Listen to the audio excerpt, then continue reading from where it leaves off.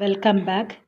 Let's continue the second part of fourth chapter, heat and temperature.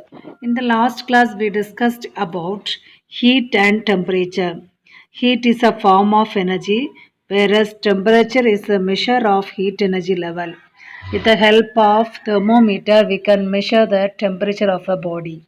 If we get a fever, what do? We use thermometer to measure the body temperature. Such a thermometer is called clinical thermometer.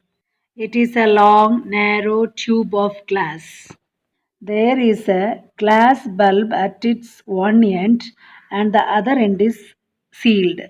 This glass bulb is filled with mercury.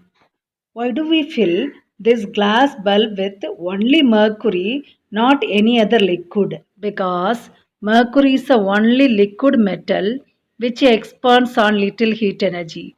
There is a uniform glass capillary tube at its center. There is a temperature scale reading on its glass surface ranging from 35 degrees Celsius to 42 degrees Celsius. Human body never goes beyond this range of temperature. Just above the glass bulb, we can see a kink in capillary tube. What is the function of this kink?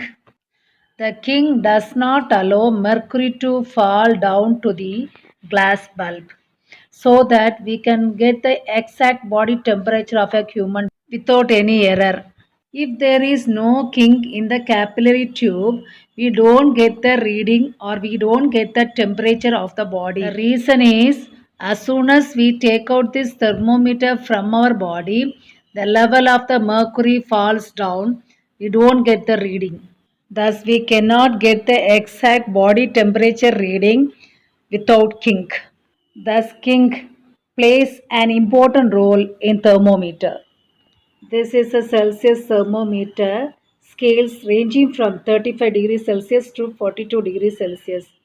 The other one is Fahrenheit scale, which ranges from 94 degree Fahrenheit to 108 degree Fahrenheit. The normal body temperature is 37 degrees Celsius in Fahrenheit, 98 degree Fahrenheit. The unit of temperature is degree Celsius or degree Fahrenheit. What is the boiling point of water? In degree Celsius, it is 100 degrees Celsius. In Fahrenheit, 212 degree Fahrenheit. The melting point of ice is 0 degrees Celsius. In Fahrenheit, 32 degree Fahrenheit. It is the other kind of thermometer named digital thermometer. Now we are going to learn some conversion. How to convert Celsius scale to Fahrenheit scale and a Fahrenheit to Celsius scale and Celsius to Kelvin and Kelvin to Celsius.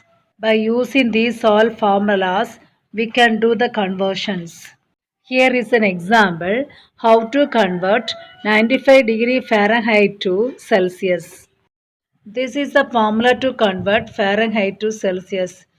That is 5 by 9 into F minus 32. Now we have to substitute the given Fahrenheit value 95 in this formula such a way we get 95 minus 32 into 5 by 9 equal to 63 into 5 by 9, that is equal to 35 degrees Celsius. Here also you have to apply the Bodmer's mathematic rule. Accordingly, you have to do subtraction first. That is bracket 95 minus 32. Then with the answer you have to go for multiplication and division. Don't forget you have to do the calculation which is in the bracket. Then go for division and multiplication, etc. Now we are going to convert 25 degrees Celsius to Kelvin. There is a formula Kelvin equal to Celsius plus 273. So K equal to 25 plus 273. Accordingly we get 298 Kelvin. Now we are going to see how to record a reading with clinical thermometer.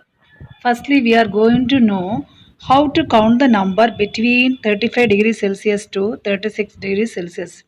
Between every degree Celsius, there are 10 divisions. Each division gives zero point 0.1 degree Celsius. Here you assume that the red line shows the level of mercury. The first line is 35.1, second line is 35.2, third line is 35.3 degrees Celsius. This is the way you have to take the reading on thermometer. Before using, we have to clean the thermometer with the antiseptic solution. Before using thermometer, we have to give jerk to the thermometer so that the level of mercury falls below 35 degrees Celsius. Jerk means just shaking. After jerking, we have to keep the thermometer under our tongue and we have to close our mouth gently. After 2 minutes, take out the thermometer from the mouth and hold the thermometer horizontally. Record the temperature on the thermometer tube. This reading gives our body temperature. These are the steps we have to follow while taking reading on the thermometer.